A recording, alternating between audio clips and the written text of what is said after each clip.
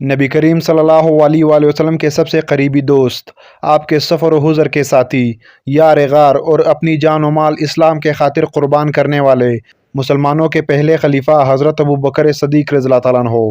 حضرت ابوبکر کے حالات و واقعات انتہائی دلچسپ انداز میں ہم اس ویڈیو میں پیش کریں گے۔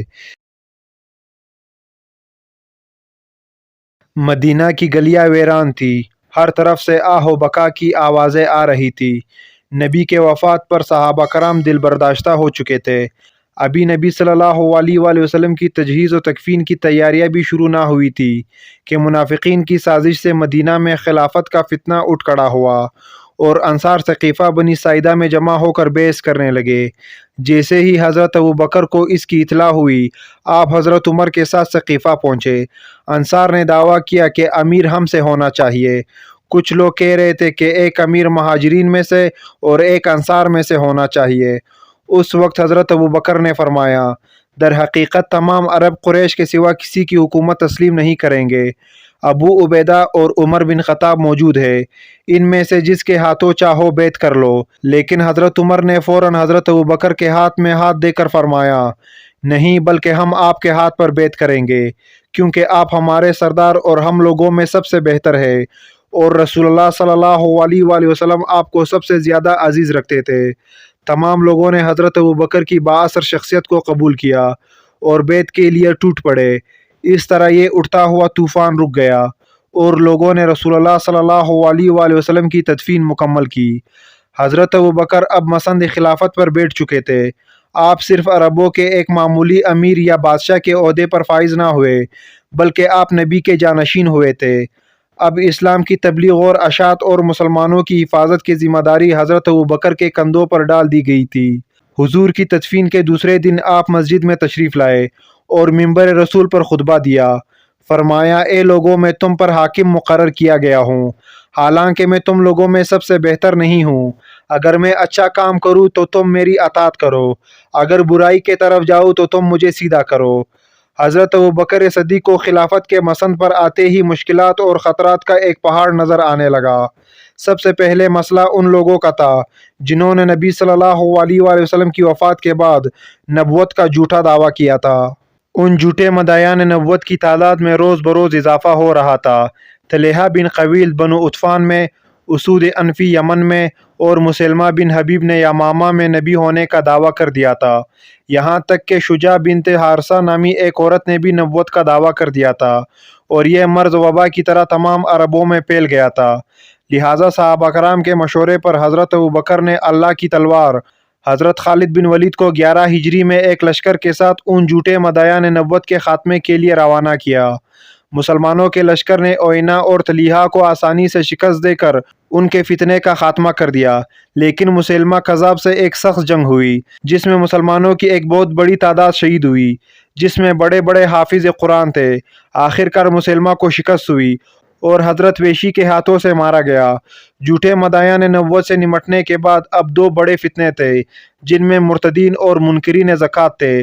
دراصل حضور کی زندگی تک عرب کے جن قبائل نے اسلام قبول کر لیا تھا وہ باقاعدگی سے اسلامی قانون کو مانتے اور زکوٰۃ ادا کرتے تھے، لیکن جیسے ہی انہیں خبر ہوئی کہ حضرت محمد صلی اللہ علیہ وآلہ وسلم کی وفات ہو چکی ہے، انہوں نے بغاوت کر دی۔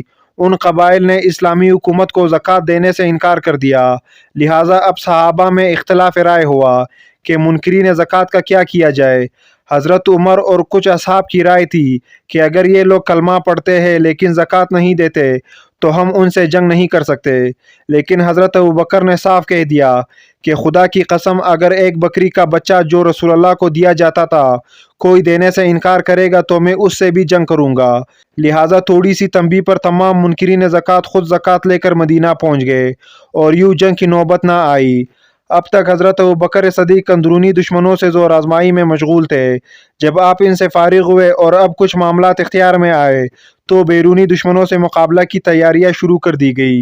دراصل اس دور میں وسط ایشیا میں دو بڑی سلطنتیں موجود تھیں جو عرب کے پڑوس میں برسر حکومت تھی۔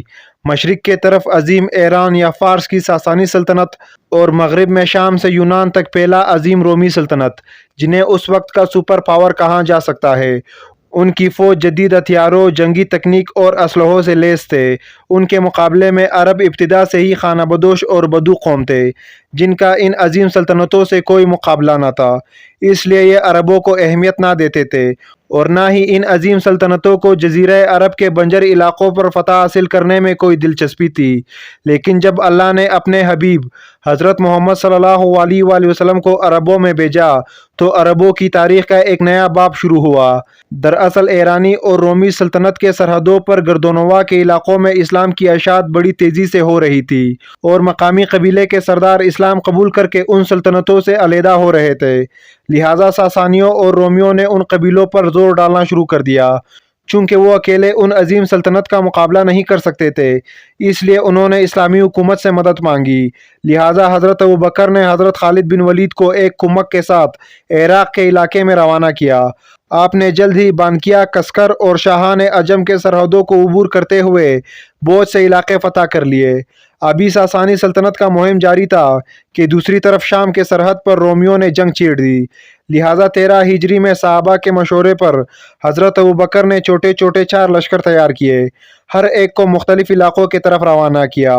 حضرت عبیدہ کو حمص پر، یزید بن ابو سفیان کو دمشق پر، شرجیل بن حسنہ کو اردن پر اور عمر بن عاص کو فلسطین کے طرف روانہ کیا گیا۔ رومی سلطنت اس وقت دنیا کی سب سے طاقتور ترین سلطنت تھی اور ان سے زور آزمائی اتنا آسان نہ تھا۔ ان اسلامی لشکر کو راستے میں رومیوں کے چھوٹے چھوٹے فوجیں ملی، جن سے انہوں نے مسلسل جنگ جاری رکھا، لیکن انہیں اندازہ ہو گیا تھا کہ رومی فوج کی تعداد مسلمانوں سے کہیں زیادہ ہے۔ لہٰذا حضرت ابوبکر کے حکم سے مسلمانوں کے تمام فوجی دستے ایک جگہ جمع ہو گئے اور حضرت ابوبکر نے خالد بن ولید کو عراق کے مہم کو چھوڑ کر شام جانے کا حکم دیا۔ آپ شام کی طرف روانہ ہو گئے۔ حضرت خالد بن ولید دمشق پہنچنے سے پہلے ہی راستے میں کئی علاقے کو فتح کرتے چلے گئے۔ 13 ہجری کے آخر تک دمشق اور مغرب کا بڑا حصہ اسلامی لشکر میں شامل ہو چکا تھا۔ حضرت ابوبکر کی مبارک شخصیت اور زندگی عظیم الشان کارناموں سے لبریز ہے۔ آپ تا حیات نبی صلی اللہ علیہ وآلہ وسلم کے رفیق رہے اور جان و مال سے اسلام کے لیے قربانیاں دی۔